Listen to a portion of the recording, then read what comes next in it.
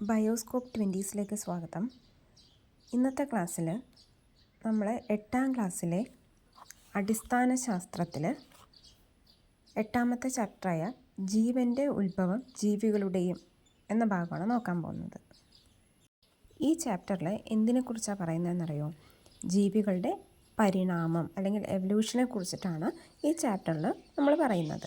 Okay, അപ്പോൾ നമുക്ക് തുടങ്ങാം. ആദ്യം തന്നെ ഒരു എവല്യൂഷനുമായി ബന്ധപ്പെട്ട ഒരു ഭാഗം നമ്മുടെ ബുക്കിൽ തന്നിട്ടുണ്ട്. അതെന്താണെന്ന് നോക്കാം.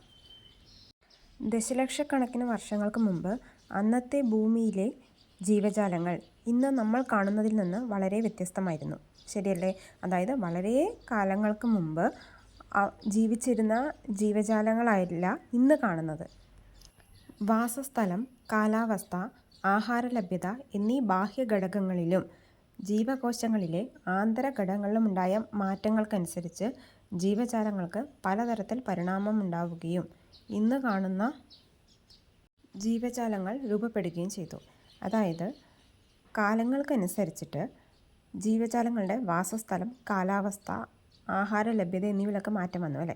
അതായത് നമ്മുടെ മുതുമുത്തശ്ശന്മാരുടെ ജീവിച്ചിരുന്ന സാഹചര്യമല്ല ഇന്നുള്ളത് അല്ലേ? അതായത് അന്നത്തെ ഭക്ഷണ രീതിയിലാണെങ്കിലും അന്നത്തെ കാലാവസ്ഥയിലുമൊക്കെ ഒരുപാട് തരത്തിലുള്ള മാറ്റങ്ങളുണ്ട്. നമ്മളിൽ നിന്ന് അത് വളരെയധികം വ്യത്യാസമുണ്ട്. ഈ വ്യത്യാസങ്ങളെല്ലാം ഒരു ജീവിയുടെ ആന്തരഘടനയിലും ബാഹ്യഘടനയിലും മാറ്റങ്ങൾ ഉണ്ടാക്കുകയും അങ്ങനെ പുതിയ ജീവികളുടെ പരിണാമത്തിലേക്ക്, അതായത് പുതിയ ജീവികൾ സൃഷ്ടിക്കാൻ ഇത് കാരണമാവുകയും ചെയ്യും. ഇതേതാ ജീവി എന്ന് മനസ്സിലായോ? ഇതാണ് നീലത്തിമിംഗലം. ഈ തിമിംഗലത്തിൻ്റെ പരിണാമം എങ്ങനെയാണെന്ന് നോക്കാം കേട്ടോ.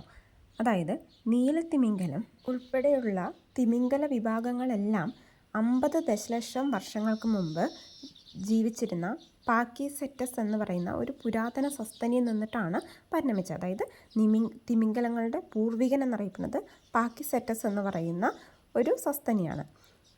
ഈ ജീവിയുടെ പ്രത്യേകത എന്താണെന്ന് വെച്ച് കഴിഞ്ഞാൽ ഇവയ്ക്ക് ചെന്നായയുടെ ശാരീരിക സവിശേഷതകളും, ചെന്നായയെ കണ്ടിട്ടില്ലേ നിങ്ങൾ? അതുപോലെ തന്നെയാണ്. പക്ഷേ ചെന്നായ്ക്ക് നീന്താനുള്ള സവിശേഷതകൾ കൂടി ഉണ്ടെങ്കിൽ എങ്ങനെയായിരിക്കും? ആ രൂപത്തിലാണ് തിമിംഗലത്തിൻ്റെ പൂർവികനായ പാക്കിസെറ്റസ്.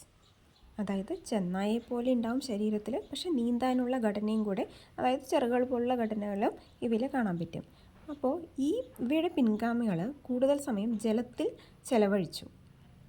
മനസ്സിലാവുന്നുണ്ടോ? അപ്പോൾ തിമിംഗലത്തിൻ്റെ പൂർവികർ, അതായത് വർഷങ്ങൾക്ക് മുമ്പ് തിമിംഗലത്തിൻ്റെ രൂപത്തിലല്ല മറ്റൊരു രൂപത്തിലാണ് അവയെ കണ്ടുകൊണ്ടിരുന്നത്.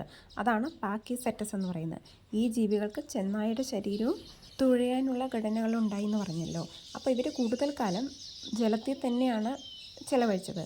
അതുകൊണ്ട് തന്നെ ജലത്തിലുള്ള ഒരു ജീവിക്ക് കാലുകളേക്കാൾ ആവശ്യം തുഴകളല്ലേ? അപ്പോൾ അവയ്ക്ക് എന്ത് ചെയ്തു? പിന്നീട് തുഴകളായിട്ട്, കാലുകൾ മാറി തുഴകളായിട്ട് അവ പരിണമിച്ചു.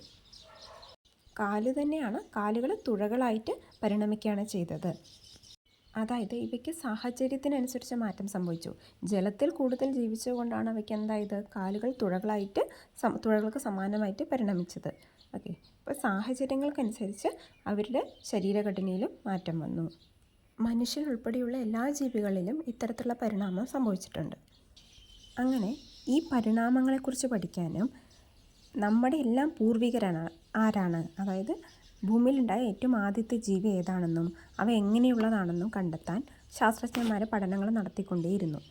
അങ്ങനെ അവർ കണ്ടെത്തിയത് ഏകദേശം 3.5 ബില്യൺ വർഷങ്ങൾക്ക് മുമ്പാണ് ഭൂമിയിൽ ജീവൻ ആവിർഭവിച്ചത് എന്ന് ശാസ്ത്രജ്ഞർ കരുതി. എത്ര വർഷങ്ങൾക്ക് മുമ്പാണ് ഭൂമിയിൽ ജീവൻ ഉണ്ടായത്? 3.5 ബില്യൺ വർഷങ്ങൾ. അത് വളരെ വലിയൊരു കാലയളവാണ് ഈ ബില്യൺ എന്ന് പറയുന്നത്. അപ്പോൾ 3.5 ബില്യൺ വർഷങ്ങൾക്ക് മുമ്പാണ് ഭൂമിയിൽ ജീവൻ ഉണ്ടായത്. അപ്പോൾ ആദ്യമുണ്ടായ ജീവികൾ വളരെ ലളിത ഘടനയുള്ളതാണ്. അതായത് വളരെ സിമ്പിളായിട്ടുള്ള ഓർഗാനിസംസ് ആണ് ഏറ്റവും ആദ്യമുണ്ടായത്. പിന്നീടാണ്, അതായത് സൂക്ഷ്മജീവികൾ പോലെ ബാക്ടീരിയ അങ്ങനെയുള്ള സൂക്ഷ്മജീവികളുടെ പോലുള്ള ജീവികളാണ് ഏറ്റവും ആദ്യമുണ്ടായത്. അതിൽ നിന്ന് ഈ ലളിത ഘടനയുള്ള ജീവജാലങ്ങൾ ഉണ്ടായി എന്ന് പറഞ്ഞല്ലോ. അവയിൽ ചിലത് പ്രകാശ സംശ്ലേഷണത്തിലൂടെ, ഫോട്ടോസിന്തസിസിലൂടെ ഓക്സിജൻ പുറത്തുവിടുകയും അതിൽ നിന്ന് കൂടുതൽ സങ്കീർണമായ ജീവജാലങ്ങൾ രൂപപ്പെടാൻ ഇടയാവുകയും ചെയ്തു. അതായത് ലളിതമായ ഘടനയുള്ള ജീവജാലങ്ങളുണ്ടായി. അവ പ്രകാശ സംശ്ലേഷണത്തിലൂടെ ഓക്സിജൻ പുറത്തുവിടാൻ തുടങ്ങിയപ്പോൾ കുറച്ചുകൂടിയും സങ്കീർണമായ ജീവജാലം ഉണ്ടായി എന്നാണ് പറയുന്നത്. ജീവൻ്റെ ആവിർഭാവവുമായിട്ട് ബന്ധപ്പെട്ട് 2 സിദ്ധാന്തങ്ങളാണ് നമുക്ക് പഠിക്കാനുള്ളത്. അതായത് ജീവൻ എങ്ങനെ ഉണ്ടായി എന്നതിനെക്കുറിച്ച് 2 സിദ്ധാന്തങ്ങളാണ് പഠിക്കാനുള്ളത്. അതിൽ ഒന്നാമത്തേത് പാൻസ്പെർമിയ സിദ്ധാന്തം, രണ്ടാമത്തേത് രാസപരിണാമ സിദ്ധാന്തം. ഇത് വളരെ ഇമ്പോർട്ടൻ്റ് ആണ്. ജീവൻ്റെ ആവിർഭാവവുമായിട്ട് ബന്ധപ്പെട്ട സിദ്ധാന്തങ്ങളിൽ ഫസ്റ്റ് വൺ പാൻസ്പെർമിയ. എന്താണ് പാൻസ്പെർമിയ സിദ്ധാന്തം? ജീവൻ മറ്റേതോ ഗ്രഹത്തിൽ ഉത്ഭവിച്ച് സൂക്ഷ്മജീവികളായോ അല്ലെങ്കിൽ രേണുക്കളായോ ആകസ്മികമായി ഭൂമിയിൽ എത്തിച്ചേർന്നു. അതായത് ജീവൻ ഉത്ഭവിച്ചത് മറ്റേതോ ഗ്രഹത്തിലാണ്, അത് ഭൂമിയിലല്ല. മനസ്സിലാവുന്നുണ്ടോ? ഭൂമിയിൽ ജീവൻ എങ്ങനെ ഉണ്ടായി എന്നാണ് നമ്മൾ പഠിക്കുന്നത്. അതിൽ പാൻസ്പെർമിയ സിദ്ധാന്തം പറയുന്നത് ഭൂമിയിലല്ല ആദ്യം ജീവൻ ഉണ്ടായത്, മറ്റേതോ ഗ്രഹത്തിലാണ് ജീവൻ ഉണ്ടായത്. അവിടെ നിന്ന് ഉത്ഭവിച്ച ആ ജീവൻ സൂക്ഷ്മജീവികളുടെ രൂപത്തിലോ അല്ലെങ്കിൽ രേണുക്കൾ എന്ന് പറഞ്ഞു കഴിഞ്ഞാൽ സ്പോർസ് എന്നാണ് പറയുക, കുഞ്ഞ് രേണുക്കൾ, ഇവയുടെ രൂപത്തിലോ ആകസ്മികമായിട്ട് ഭൂമിയിൽ എത്തിച്ചേർന്നുവെന്നും അങ്ങനെ ഭൂമിയിൽ ജീവൻ ഉണ്ടായി എന്നുമാണ് പാൻസ്പെർമിയ സിദ്ധാന്തം പറയുന്നത്. ജീവൻ ഉണ്ടാവാൻ കാരണമായ ഈ സൂക്ഷ്മ കണികകളെയാണ് പാൻസ്പെർമിയ എന്ന് പറയുന്നത്. മനസ്സിലാവുന്നുണ്ടോ? ജീവൻ മറ്റേതോ ഗ്രഹത്തിലുണ്ടായി എന്നും അവിടെ നിന്ന് ആകസ്മികമായി സൂക്ഷ്മജീവികളുടെ രൂപത്തിൽ, സൂക്ഷ്മജീവി എന്ന് പറയുമ്പോൾ ബാക്ടീരിയ, വൈറസ്, അതൊക്കെയാണ് സൂക്ഷ്മജീവികൾ. അങ്ങനെ സൂക്ഷ്മജീവികളുടെ രൂപത്തിലോ അല്ലെങ്കിൽ രേണുക്കളായോ ആകസ്മികമായി ഭൂമിയിൽ എത്തിച്ചേർന്നുവെന്നും അങ്ങനെ ഭൂമിയിൽ എത്തിച്ചേർന്ന ആ ജീവിയിൽ നിന്ന് ഭൂമിയിൽ പുതിയ ജീവൻ ഉണ്ടായി എന്നുമാണ് പറയുന്നത്. ഈ സൂക്ഷ്മ കണികകളെയാണ് പാൻസ്പെർമിയ എന്ന് വിളിക്കുന്നത്. അടുത്തതാണ് രാസപരിണാമ സിദ്ധാന്തം. രാസപരിണാമ സിദ്ധാന്തം പറയുന്നത് ആദിമ ഭൂമിയിലെ സവിശേഷ സാഹചര്യങ്ങളിൽ സമുദ്രത്തിലെ രാസവസ്തുക്കൾ കൂടിച്ചേർന്നുണ്ടായ പ്രവർത്തനങ്ങളുടെ ഫലമായി ജീവൻ ആവിർഭവിച്ചു. അതായത് ആദ്യകാലങ്ങളിലെ ഭൂമിയിൽ, അതായത് ഭൂമി ഉണ്ടായ ആ സാഹചര്യത്തിൽ ഭൂമിയിലെ കാലാവസ്ഥയാണെങ്കിലും മറ്റു ഘടകങ്ങളാണെങ്കിലും എല്ലാം വ്യത്യസ്തമായിരുന്നു. അപ്പം ആദിമ ഭൂമിയിലുള്ള സാഹചര്യങ്ങളിൽ എവിടെ വെച്ചാണ് ജീവൻ ഉണ്ടായത്? സമുദ്രത്തിലാണ്. സമുദ്രത്തിൽ പല രാസവസ്തുക്കൾ കൂടിച്ചേർന്നാണ് ആദ്യ ജീവൻ ആവിർഭവിച്ചത് എന്നാണ് രാസപരിണാമ സിദ്ധാന്തം പറയുന്നത്. വളരെയധികം അംഗീകരിക്കപ്പെട്ട ഒരു സിദ്ധാന്തമാണ് രാസപരിണാമ സിദ്ധാന്തം. രാസപരിണാമ സിദ്ധാന്തത്തെക്കുറിച്ച് വിശദമായി പഠിക്കാനുണ്ട്.